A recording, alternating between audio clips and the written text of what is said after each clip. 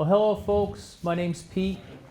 Thanks for coming here today. I'm over at the Parc at Harborview, which is the old Winthrop Hospital. Everybody, some of you are familiar faces, so I know several folks here. We're going to talk. We've done now 2 presentations, one for each month, June and July. So we're in August. Hopefully everybody's doing all right in August. We had a hot spell. Now we have a whole bunch of wetness coming. So at any rate, I'm glad you all have made it here. We're going to talk a little bit today about effective communication, specifically for caregivers. So I should ask you, how many of you have been or are caregivers for folks that have dementia? Okay. All right. God bless you. It's not an easy thing.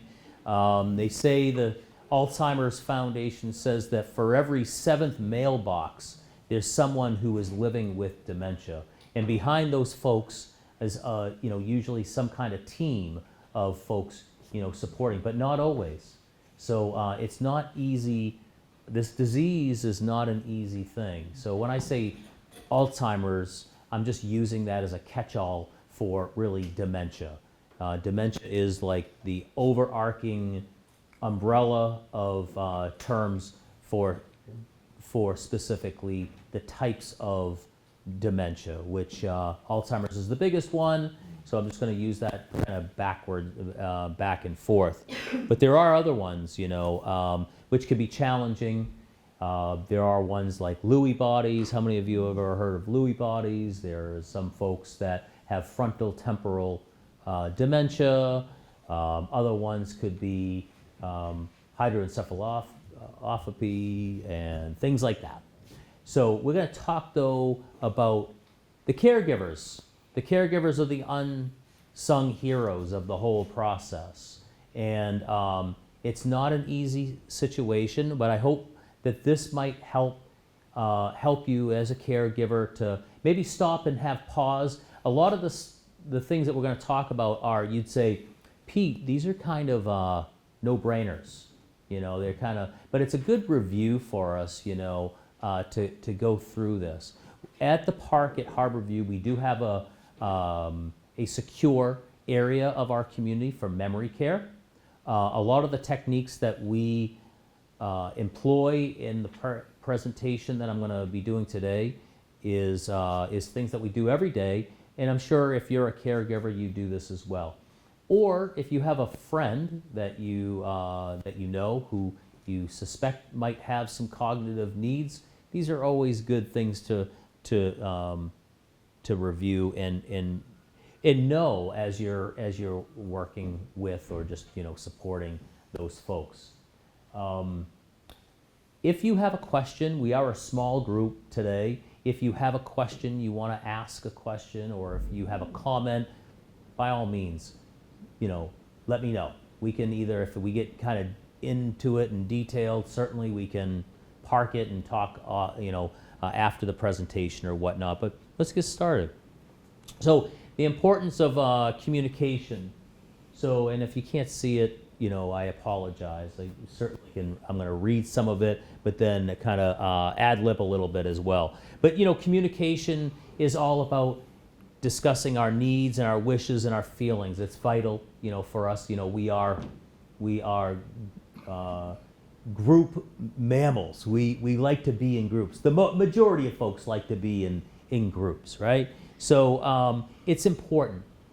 And when that doesn't happen, it can cause disturbances. Helping maintain the quality of life, but also it preserves our sense of identity. So the way I am is different than possibly the way you are, but then we might have some commonalities. So that's an important piece. It's more than just talking, you could talk, it's a matter of, does the other person want to listen? Some people don't want to listen all the time, and frankly, sometimes I don't want to listen all the time too. So it all depends on where we're at in our mood too. A large portion of our communication style is about nonverbal. So the way I'm using my hands, how my facial features are. These are all things about how we interpret, if I'm a friend or a foe. So if I'm coming up to you like this, you probably know I'm kind of like guarded a little bit if I'm not, smiling. I was walking through our community. So today's my Monday. So usually I have Sundays and Mondays off. But I came in this morning and I was focused. And I had someone come up to me, they grabbed me by my arm and they said, "You didn't say hello." They called me on it, right? So I'm like, I'm focused, and people can tell when things are going on. The folks that have dementia also can do that. Whether they're in the, we did a presentation last month on kind of the signs and stages of dementia. So typically there's, about 7 stages, and, if folks are moving along in the disease process, it doesn't mean that folks can't interpret that kind of information. So it's important to just be aware of that.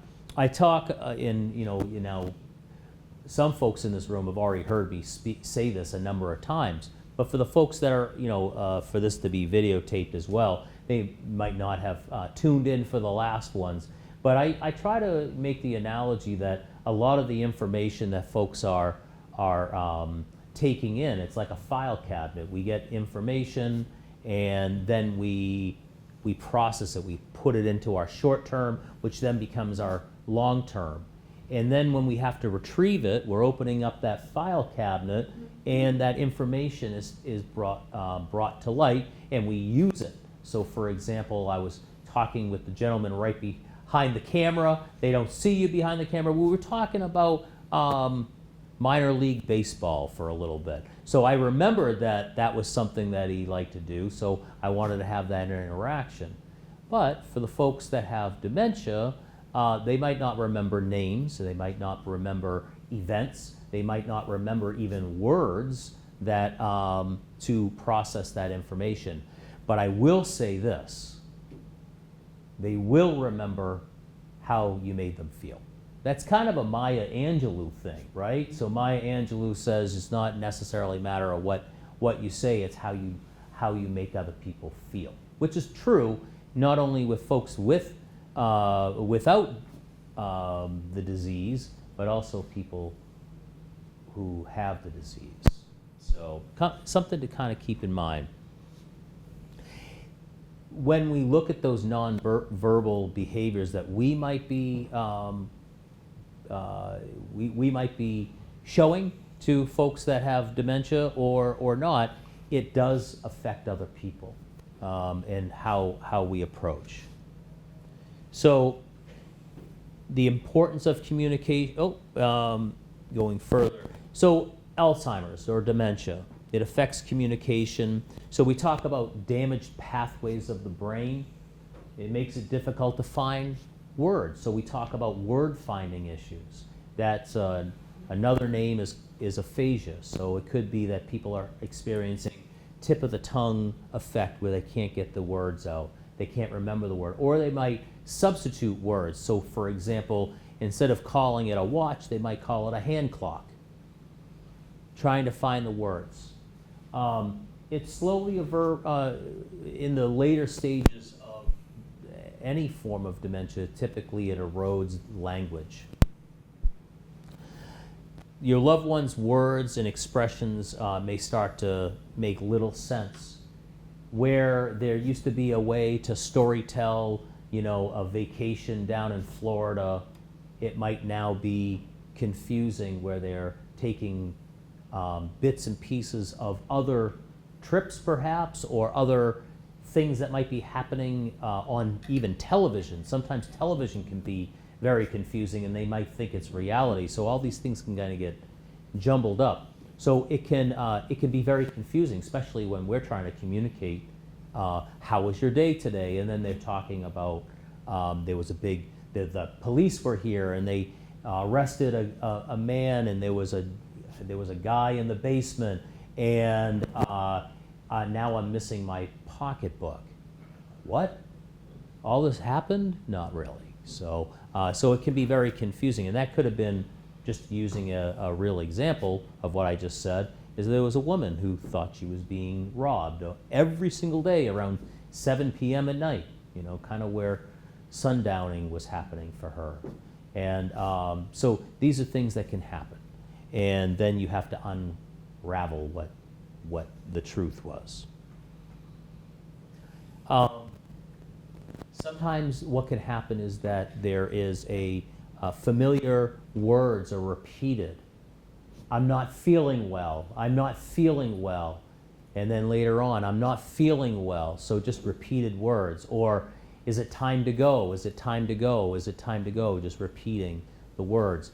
That, you know, it might be ingrained. It's almost like a record player where it just continues to skip. And that is part of that eroding of language and processing for a person who has dementia. They might be inventing new words or new objects. We talked about the watch and the hand clock. Easily losing his or her train of thought, so they might have started out strong. Maybe they're going to have a luncheon or whatever, anywhere, and then, or you know, with family or friends, and then the train of thought is off. And what was I talking about? Or they might just play it off as, well, you know what I'm talking about. Reverting back to native language, sometimes that does happen. I had a woman that we worked with for a very long time. She was Asian American, but you know, she was fluent in Japanese, and at some point reverted back to just speaking Japanese. And that was a challenging thing for us, because we needed to then have a few words that we knew, our caregivers knew, that could help kind of navigate that. But it does happen. It's important to not make assumptions about their ability to communicate. The disease does affect people in different ways. Some folks it affects language early. Some folks it affects language much later. It depends on the type of dementia that is the case. It's important, so for example, here's a tip. So if you're going to see a doctor and to discuss kind of these changes, whether they've been diagnosed or not diagnosed, it's very important that if you are healthcare proxy or daughter or friend or whatnot, that you include them in the conversation, not to exclude them and talk about them in front of them. That's very important. It helps to support dignity.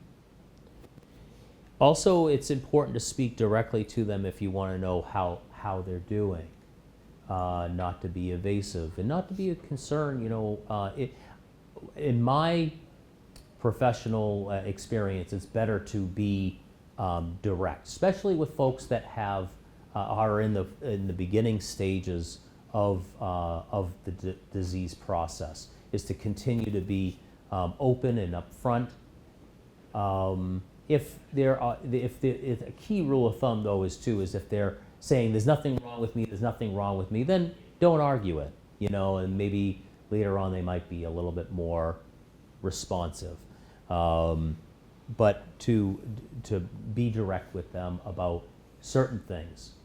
On the flip side, we're going to talk about later stages and making sure that folks are safe, you know, safe and secure as well, from a caregiver standpoint. It's you know, part of the changes in communication is its difficulty organizing words logically. Sometimes what we call it in the industry is word salad. So there may be a whole bunch of words that just don't fit together. Sometimes you can pick out, especially with the if there's emotion behind it, specific words like, you know, afraid or that they're angry about something. If they certainly have some nonverbal communication skills where they're saying this is not supposed to happen, you know, and they're doing, then obviously you know that they're upset and they're confused. And it's important to validate that as well. It doesn't necessarily mean that you have to say, no, it's not true, but you can validate that must have made you feel angry. Typically that helps a lot. What also might happen is folks start to not talk as frequently, and they also might not want to go out to social places because they know, especially in the early stages, that they know that there's something going on with their processing issues around language. So they may withdraw from social activity, especially in the beginning stages and the middle stages, for folks to actually go out to things that they used to love to do, whether it was to go to family parties, or it might be that they go on trips somewhere. That can happen. They might need more time to understand what you're saying. So we talked about the process. So it's important, if you're speaking to someone who has, or suspect that someone has cognitive difficulties, it's important to slow down. If you're going to ask a question like, how was your day? Pause and see what they say. They may say something, they may not.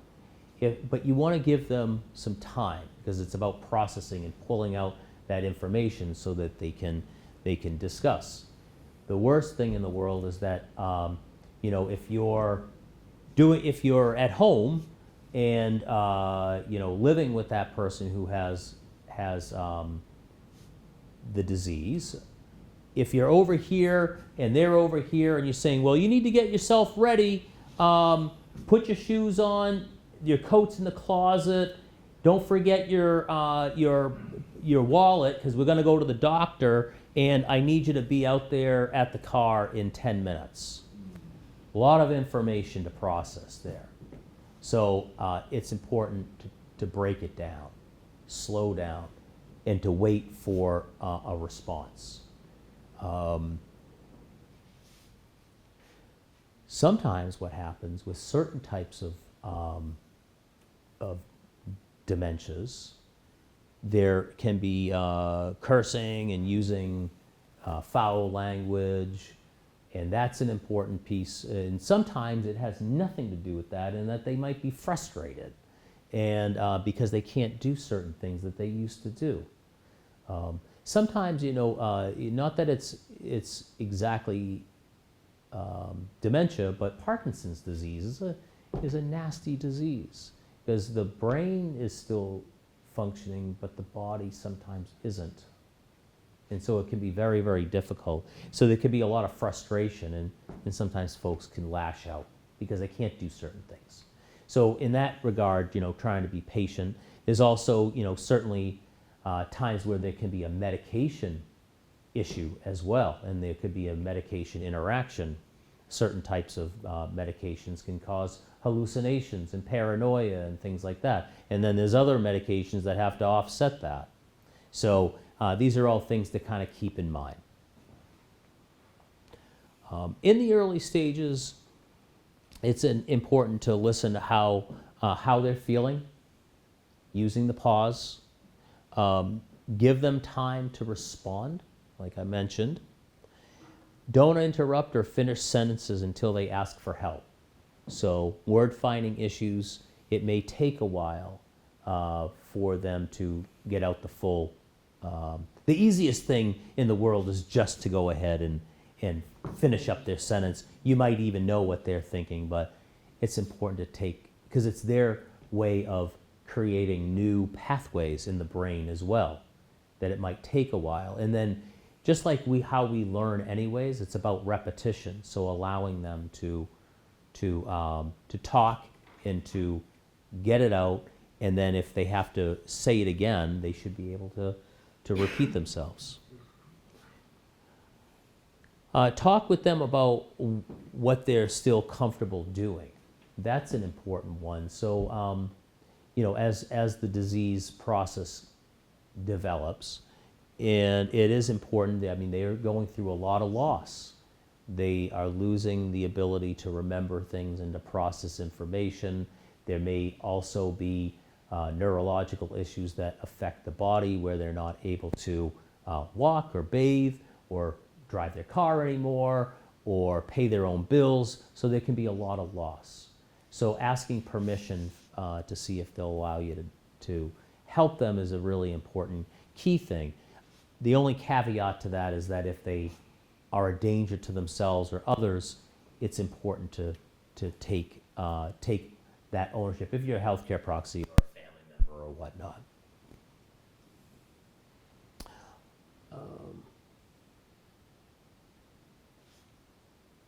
So we talked already about slow, this is the thing, is presentations. So if the things are being repeated over and over, it's probably an important key thing to remember. And they say that presentations, and I know this, you're probably not going to remember after you leave here, you're probably not going to remember more than 5%, 10% of what I say.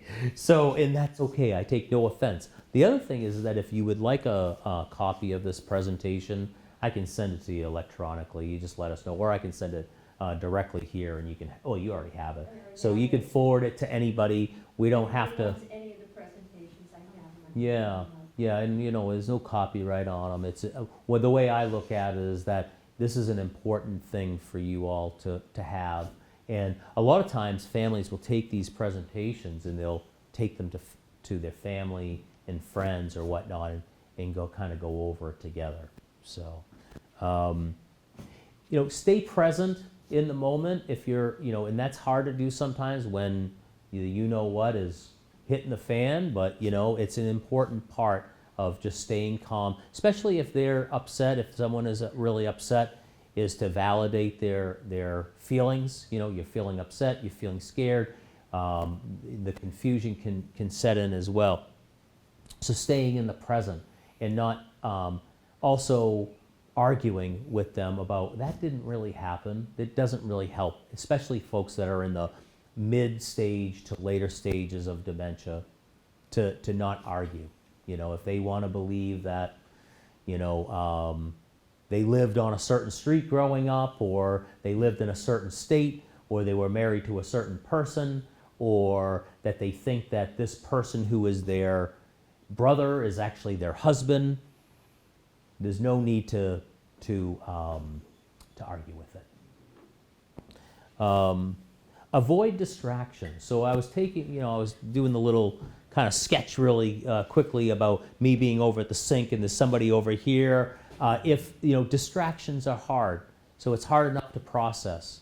If you have music going on or a television, or there's people in a room talking and there's a lot of noise, it's just going to cause more problems. I do one presentation on holidays, so kind of getting ready for the holidays, and that's something I could do maybe in November if you're interested. But we do presentations on this topic, and we talk about distractions. So if someone is going to an event, Christmas party or Thanksgiving or birthday party or reunion or wedding or whatever, is for the person who has dementia, it's really important that there's a place where they can retire to if they're tired or if they're getting overwhelmed, is to have a safe place for them to go. Maybe they nap, or they have their favorite whatever gives them comfort, but just having a place where there's like less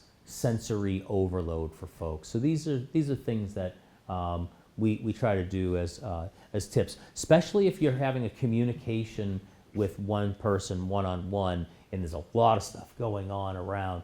Turn off the television, turn off the phone. Don't have too many interruptions. That's really important when you're talking to someone, making sure that they have every opportunity to know what you're saying. Don't interrupt. Take your time. Let them finish their sentence. Sometimes it might not make sense, but validate them and say, yeah, I get it. Maybe they're just trying to kind of tell you something. It's not making any kind of sense, but nod your head, smile. have an open stance as well. Don't do this and, say, I don't understand what you're saying. Usually those are really important tips, obviously, but if there was certainly something that was life-threatening, it's important to investigate more. It all depends on the circumstance, but using visual cues as well. So for example, in the middle stages and in later stages of dementia, it might be, would you like a drink of water? And you're pointing to the water, and that might be some prompt, or it might be opening it up and giving it to them to kind of prompt them. Prompting and cueing is a huge piece to communication. Or if they don't remember your name, and you can just imagine, I remember one person, I could see it on their face. I was coming up to them, and I knew them for a few years, but they had been struggling with the process of the disease. And I would come up, and I could see as I was walking closer to them, they had this, oh my goodness, who is this person? And so what I'll do a lot of times is I'll walk up to them and say, hey, my name's Pete. Or I say, it's Pete, how you doing?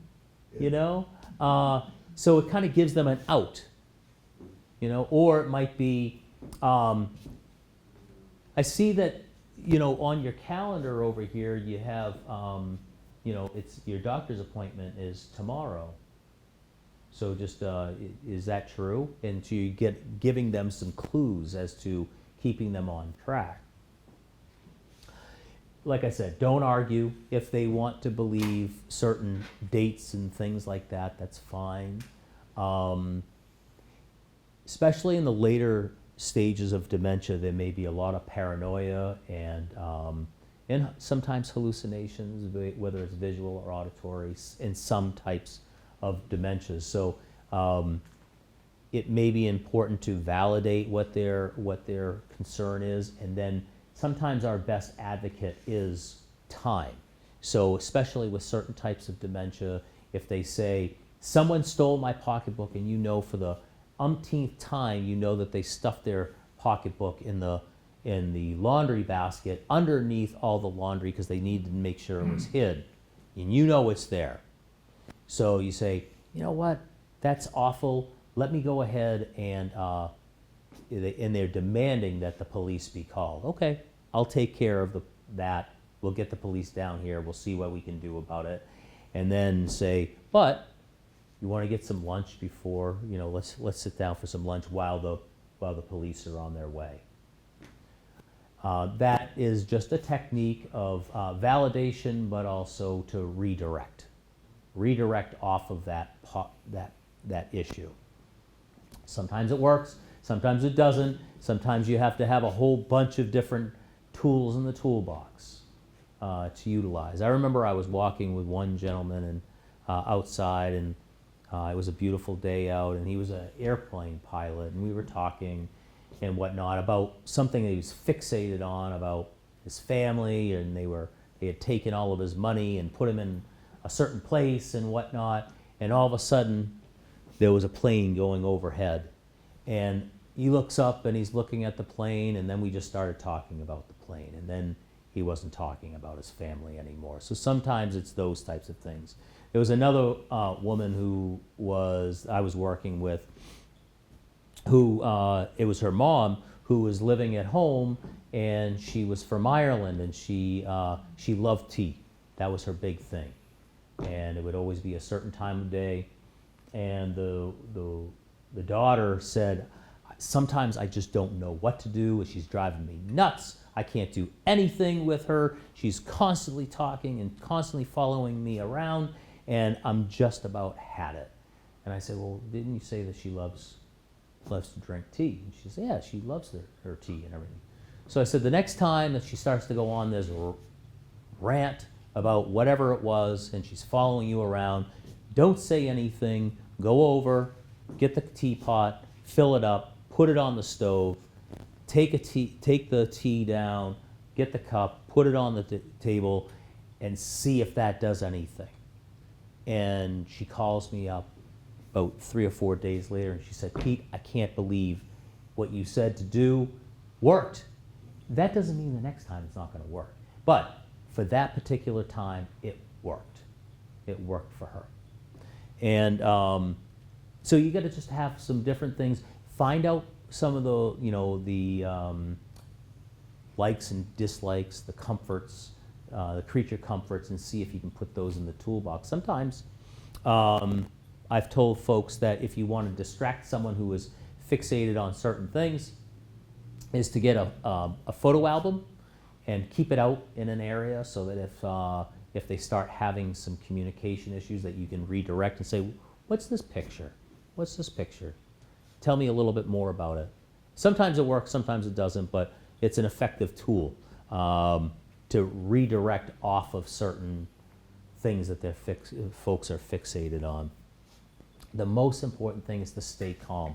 It doesn't help anybody to argue, like I was saying about nonverbal. Verbal and nonverbal, they understand tone, they understand language, sometimes the process. They certainly understand nonverbal communication. So know there's not much you can do to change their behavior, but certainly we can change our behavior and the way we conduct. I already mentioned about identifying yourself, kind of giving them some tips if they're confused about who someone is. It's the same thing if you're getting into a family function. It's really important that everybody knows this is what you should do with Uncle Jim. Go up to him and say, hey, I'm your nephew, Peter, that kind of thing. Give them a little cue. It's important to call them by their name. Like I said, be direct. You should be direct.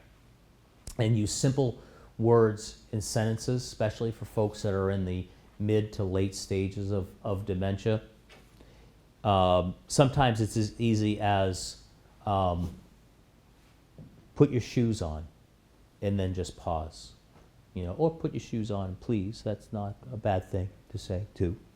And then just wait. Or let's go.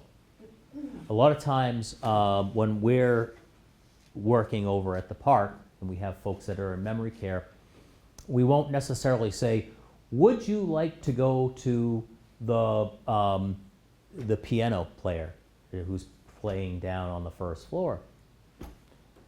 Most often they're going to say no because it's a processing issue. So we'll say, let's go. And if they still say no, let's go. And if you don't like it, we can leave. Okay, but let's go. Most of the time, I would say 90% of the time that works for folks. So keep it very short, simple for processing reasons. And then patiently wait for the response. The pause is a very important piece. And repeat information and questions, not badger, obviously, but ask the question and wait. And then if they don't remember it, or if they're not responding, try it again. Sometimes it's somebody else will get a better response too. Sometimes turning the question into answers is an effective tool. Do you have an appointment at the doctor at 4 p.m. today? And then that might help them to remember, yes. Avoiding confusing and vague statements, like it's raining cats and dogs. Huh? What does that mean, right? For someone who has processing issues, I mean, we all know what I'm talking about, right? But for the person who has dementia, that might not be the best thing to say. Just say, it's really raining hard out today. So, and turning negatives into positives. Sometimes this can be very difficult, especially if someone had a lot of loss, or what goes along with dementia typically is anxiety and depression. So how to turn a negative into a positive can be very difficult, especially after they've had a number of losses. It might have been a loss of a spouse. It might have been a loss of not having their children around much anymore, or their friends are not coming by to visit them, or that they've lost their teeth and they can't eat like they used to, or all kinds of other things. So, negatives into positives. Well, if we're able to shower up today, then we can get on with our day and have breakfast and go out shopping, that kind of thing. Another thing, and it's pretty self-explanatory, but your loved ones aren't acting this way on purpose, just to tick you off, right? They're going through a serious disease. The disease has the characteristics that it is progressive and it's fatal. So, and that's a hard thing for families sometimes because they've known their loved one for decades as who they are. And they talk about it being the long goodbye. And it's hard. It's very hard.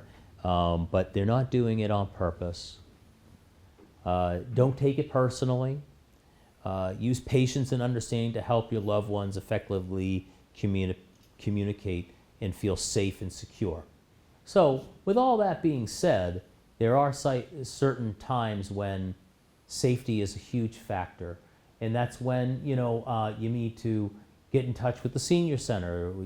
They have social workers here. Get in touch with me if you just need it as a resource. That doesn't mean that, I never come here to solicit anybody, but we are a great resource up at the park for folks that have dementia or any other needs as well that have to do with age-related topics. So, the thing is that if they are unsafe at home, if they're a danger to themselves, what does that mean?